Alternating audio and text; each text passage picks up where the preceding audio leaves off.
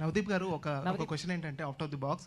So అంటే election result వచ్చిన తర్వాత సో ఇండస్ట్రీకి మంచి రోజులు వచ్చాయి, చాలామంది ఆర్టిస్టులు కావచ్చు, సినిమా ఇండస్ట్రీ మొత్తం కూడా చాలా హ్యాపీయెస్ట్ మూమెంట్లో ఉన్నారు. So how your feeling as artist, ఒక యాక్టర్గా ఎలా ఫీల్ అవుతున్నారు? డెఫినెట్లీ 100%. ఏమైంది నీకు?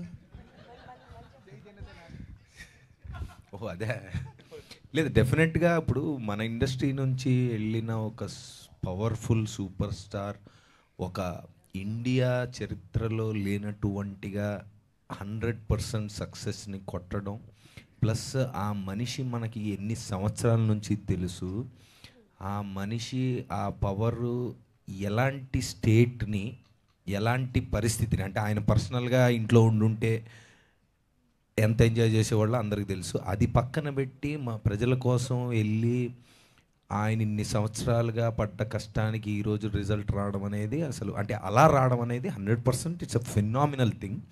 I think that is one of the greatest victory that we have seen. And yes, మీరు అన్నట్టుగా ఆయన ప్రజలకే కాదు, మన ఇండస్ట్రీకే కాదు, ఆయనకి కుదిరినంత చేయగలిగినంత అందరికీ మంచి చేస్తారు అనేది మనందరికీ తెలుసు. ఎందుకంటే ఇప్పుడు ఆయనకి ఏం అవసరం అనేది మనందరికీ తెలుసు. But he has proved it. Like ఇన్ని సంవత్సరాలు ఆయన పొటెన్షియల్ ఏంటని మనకు తెలిసింది. So yes, as a common man I'm happy, and also as an industry person I'm very excited about the great things that are going to come.